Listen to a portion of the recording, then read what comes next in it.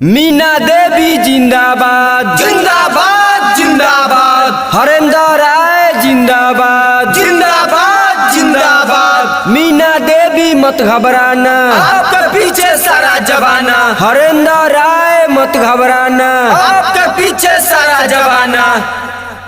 इसरौली पंचायत के जनता जिंदाबाद जिंदाबाद जिंदाबाद। आपका मुखिया कैसा हो, मीना देवी जैसा हो। आपका मुखिया कैसा हो, मीना देवी जैसा हो। मीना देवी जिंदाबाद जिंदाबाद जिंदाबाद। हरेंद्र राय जिंदाबाद जिंदाबाद जिंदाबाद। ए जी सुना ताने काय फलाना बो का कहत रु बोलो। आई अब की केकरा के वोट दियाई जी? अब की फिर मीना देवी के ही वोट दियाई, काहे से कि हमने के पंचायत में देखत रु कितना बढ़िया काम कइले बनी, यही से फिर मीना देवी के ही जितावे के बा। चाचा हरिंदर राय जी के हाथ के मजबूत करे के बा। पहले चाहत में के कर बहालानो जी, हम बोली के कर चर्चा सुनालानो जी। ए जी सुना ताने बोला ना। पहले चाहत में के कर बहालानो जी, हम बोली के कर चर्चा सुनालानो जी। भला बाबे भला सब करई है करी है। अच्छा सारा जनता के चॉइस बटे में कि फेरू मीना देवी जीती है। सारा जनता के चॉइस बटे में कि फेरू मीना देवी जीती है। ए फलाना बा का बोली? जाके सब केहू के बता दी हो। हाँ फिर मीना देवी जी के ही वोट देवे के बा, उनके के जितावे के बा। अच्छा ठीक बा। हाँ तू जाके पट्टी पट्टीदार में बतावो, हम गाँव में हल्ला करतनी कि फिर से इसरौली पंचायत के मुखिया मीना देवी के ही बनावे के बा।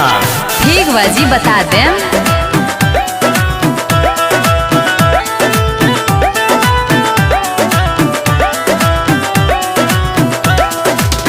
बोली न के कहरा के भोटवा दियाई, हमनी के सुख दुख में के काम आए। चाचा हरिंदर हौवे गरीब के मसीहा, ऐसा मुखिया न भेटाई हो। बुझलू फिर मीना देवी जी के ही जितावे के बा। हाँ हाँ हाँ बोली न के कहरा के भोटवा दियाई, हमनी के सुख दुख में के काम आए।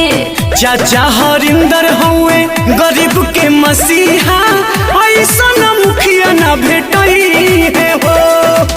हे दुख के गरहा खोनल बातई है भरी है।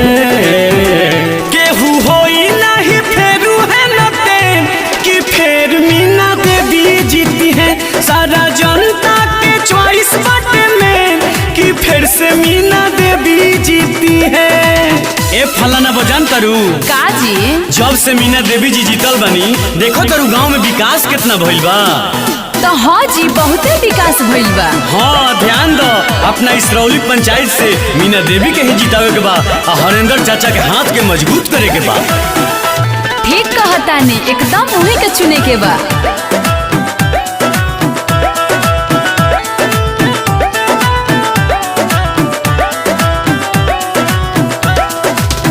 गौवा में अपना के करे विकास जे, के करप करे विश्वास जे।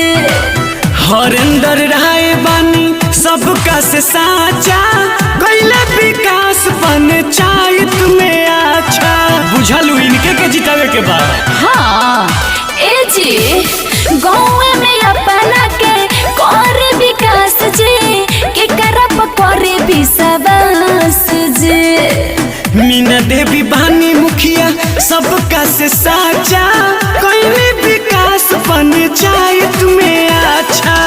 सबका हक खातिर हरदम इहे लड़ी है। सारा जनता ला रहसी बेचैन कि फिर मीना देवी जीती है। सारा जनता के चॉइस बटे में कि फिर मीना देवी जीती है। मीना देवी जिंदाबाद जिंदाबाद जिंदाबाद। हरेंद्र राय जिंदाबाद जिंदाबाद जिंदाबाद। मीना देवी मत घबराना, आपके पीछे हरेंद्र राय मत घबराना, आपके पीछे सारा जमाना।